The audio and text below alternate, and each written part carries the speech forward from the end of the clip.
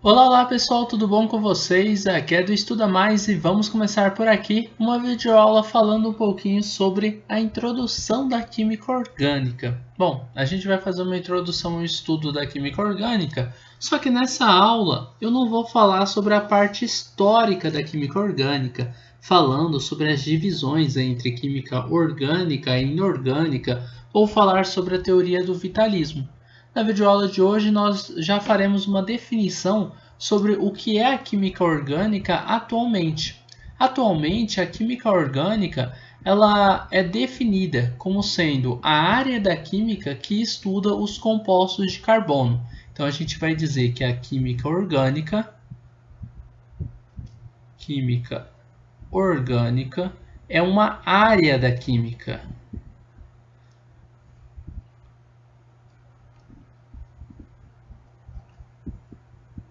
E é uma área da química que estuda o quê?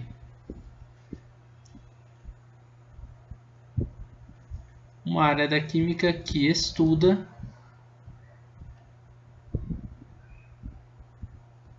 os compostos de carbono.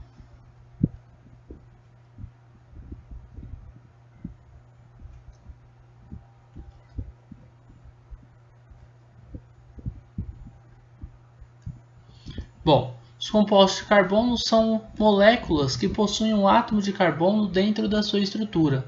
Logo, nós poderemos dizer que toda molécula orgânica possui o átomo de carbono dentro da sua estrutura. Isso é uma definição também importante para a gente saber que toda molécula, e a molécula, para você relembrar, ela é um conjunto de átomos, tá?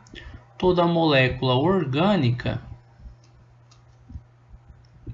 possui o átomo de carbono dentro da sua estrutura. Possui o átomo de carbono. Bom, e se toda molécula orgânica possui o átomo de carbono, é de grande importância que você saiba quem é o átomo de carbono, que você conheça esse átomo aqui, que é de grande importância no estudo da química orgânica que nós estamos introduzindo na aula de hoje, tá bom? Bom, o átomo de carbono na tabela periódica você vai ver o símbolo dele é essa letra C. Você vai ver o número 12 aqui em cima e o número 6 aqui embaixo. Ou você pode ver o contrário, você pode ver o 6 aqui em cima e o 12 aqui embaixo.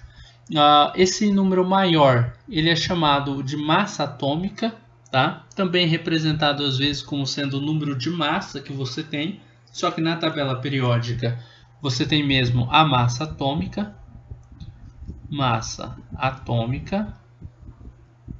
e esse número menor é o número atômico que você tem, ou número de prótons, tá? Então nós temos aqui um número atômico. É como se fosse a identidade do átomo de carbono. Todo átomo de carbono possui um número atômico igual a 6. O número atômico ele é representado pela letra Z. Então aqui, ó, numa tabela diferente, você poderia ver o contrário. O número atômico aqui em cima e aqui embaixo você veria aí a sua massa atômica, tá bom? Então, sempre, como que você vai saber quem que é o número atômico e quem é o número de massa? O número de massa, ele sempre é maior do que o número atômico, tá? Então, mesmo que a tabela periódica ela esteja invertida, ela tenha o número 6 embaixo ou o número 6 em cima, você vai descobrir quem é o número atômico, porque o número atômico é sempre menor do que o número de massa.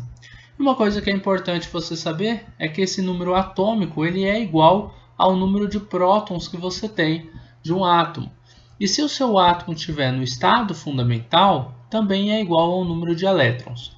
Uma certeza que você tem é que o número atômico é sempre igual ao número de prótons. E ele só será igual ao número de elétrons também quando o seu átomo estiver no estado fundamental. E o que é um átomo no estado fundamental?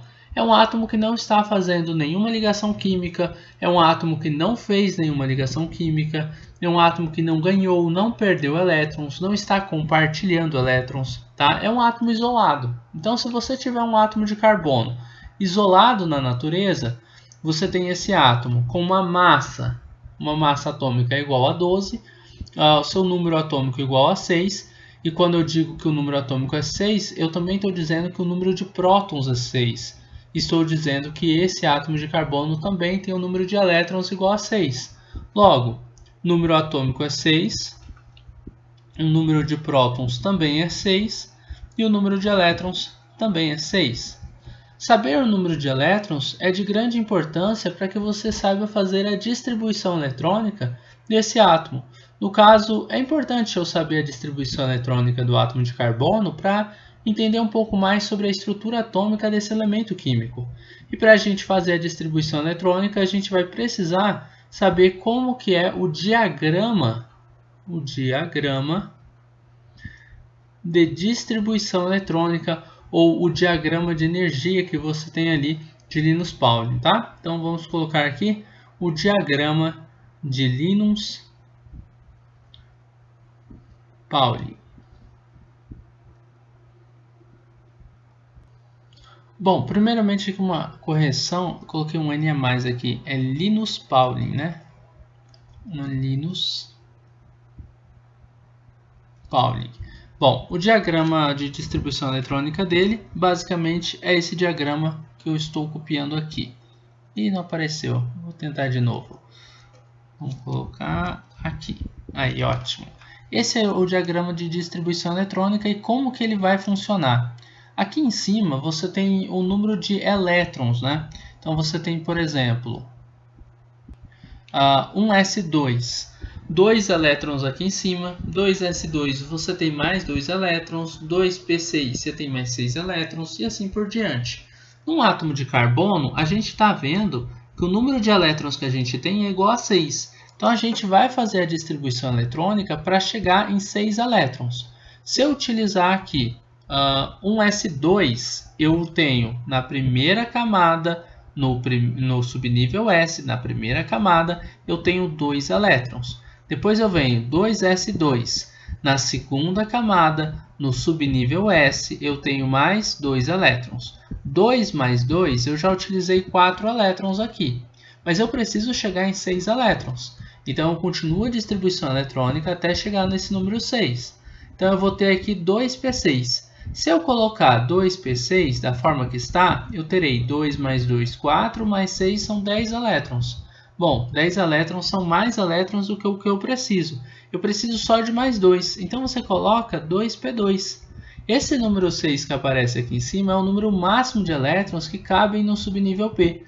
Não necessariamente você tem que usar 6 elétrons, você vai utilizar o número de elétrons necessários para que o seu somatório seja igual ao número de elétrons que você realmente tem. E somando aí 2 mais 2 mais 2, você vai ter 6 elétrons no átomo de carbono. Então essa daqui é a distribuição eletrônica que você faz para o átomo de carbono. E o que significam esses valores? Bom, para começar, esses números grandes aqui de baixo, você tem o número 1 aqui e você tem o número 2, tanto aqui quanto aqui. Esse número 1 ele é a primeira camada. Esses números 2 que nós temos aqui é a segunda camada, que vai ser chamada de camada de valência. A camada de valência ela não é a segunda camada, ela é sempre a última camada de um átomo.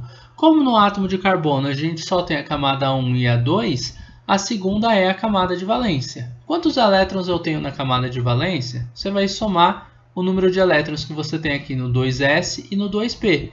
2 mais 2 são 4. Logo, o átomo de carbono vai ter 4 elétrons na sua camada de valência.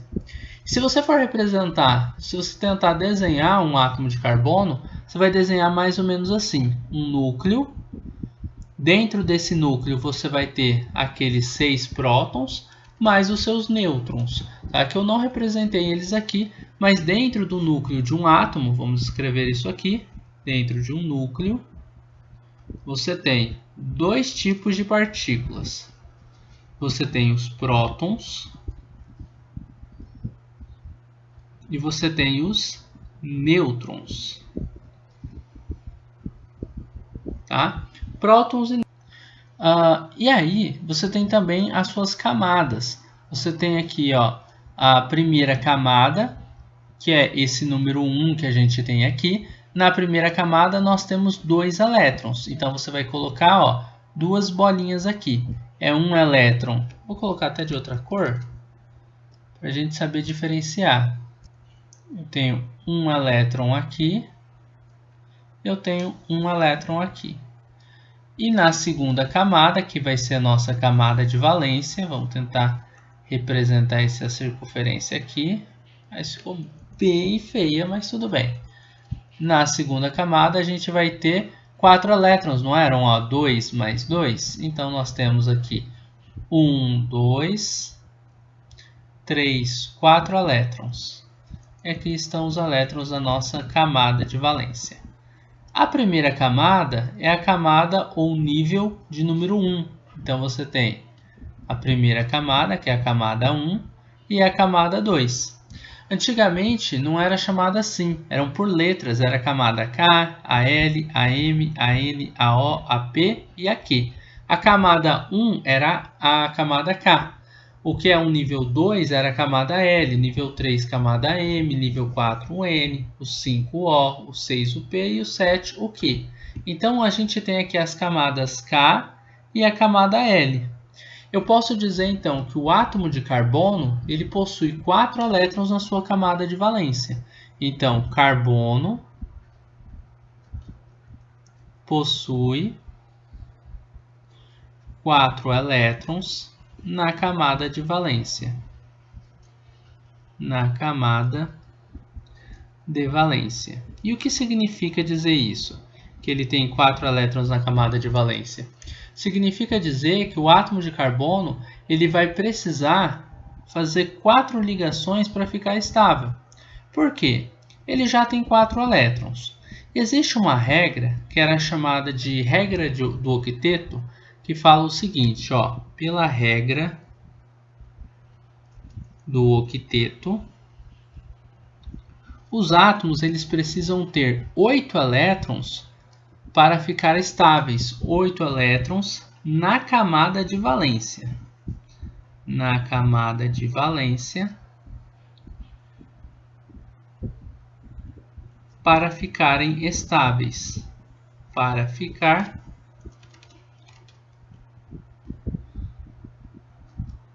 estável. O átomo de carbono, no total, ele tem 6, mas só na camada de valência ele tem 4. E na camada de valência ele precisaria ter 8. Então ele precisa de mais 4 elétrons para ficar estável. Em cada ligação química, o átomo ele consegue compartilhar um elétron. Então é como se ele estivesse ganhando mais um elétron para ele. Tá? Então vamos supor assim que o carbono fizesse a ligação com um átomo de hidrogênio, que tem um elétron. Ele compartilharia o seu elétron com o do hidrogênio e compartilharia o do hidrogênio com ele. Então aqui, ao invés de ele ter 4 elétrons, agora esse carbono tem 5, porque ele também tem um elétron do hidrogênio. Claro que o hidrogênio vai ter 2, porque o hidrogênio também tem um elétron do carbono. Mas a gente está pensando no carbono. Uma ligação não é o suficiente para ele completar o octeto dele e ficar estável. Então esse átomo de carbono vai precisar fazer mais uma ligação aqui, por exemplo. Agora ele tem 6 elétrons na camada de valência. Tem 1, 2, 3, 4, 5, 6. Ele precisa de mais. Mais uma ligação, ele ficará com 7 elétrons na camada de valência. E mais uma, ele ficará com 8 elétrons na camada de valência. E aqui sim ele vai completar o seu octeto. Logo nós percebemos aqui que o átomo de carbono precisa de 4 ligações para ficar estável. Então a gente vai dizer que ele faz 4 ligações químicas. Ligações químicas. E para que ele faz 4 ligações químicas? Por que o carbono não faz uma, nem duas, nem três? Por que ele faz 4? Ele faz 4 para complementar a regra do octeto. Mas não é por causa da regra do octeto, é por causa da estabilidade. Ele faz 4 ligações porque assim ele vai ter 8 elétrons na sua camada de valência. E com 8 elétrons na camada de valência, o átomo de carbono ele fica mais estável. Ele fica com uma configuração eletrônica como se ele fosse um gás nobre. E assim ele fica tranquilo. O carbono estabilizado, né? É como se ele conseguisse liberar determinada quantidade de energia, ficar com menos energia, mais estável, e essa forma do carbono fazendo uma molécula é mais estável do que ele sozinho na natureza. E por isso que ele vai preferir ficar dessa forma aqui. É claro que esse daqui é só um exemplo de uma molécula, e nós veremos diversos outros exemplos no decorrer do nosso curso. Essa daqui foi uma videoaula para terceiro ano do ensino médio, onde a gente fala sobre química orgânica. Ela faz parte de uma playlist, cujo nome é mesmo terceiro ano do ensino médio, tá? Uma playlist para quem está fazendo terceiro ano. E se você quiser acompanhar essa playlist, o link dela está na descrição desse vídeo aqui no YouTube. A playlist é toda pelo YouTube, é toda gratuita, tá bom? E aí nas próximas aulas a gente vai falar um pouquinho mais sobre o átomo de carbono, a importância dele na química orgânica e vamos desenrolar aí essa área da química. Eu espero que você tenha gostado dessa videoaula e se você gostou, não esqueça de deixar um like aqui e de compartilhar o link desta aula em suas redes sociais para que seus amigos também possam conhecer o canal do Estuda Mais. Assim você poderá estar ajudando seus amigos e com certeza estará ajudando aqui no crescimento deste canal. Um forte abraço, até a nossa próxima videoaula e tchau, tchau!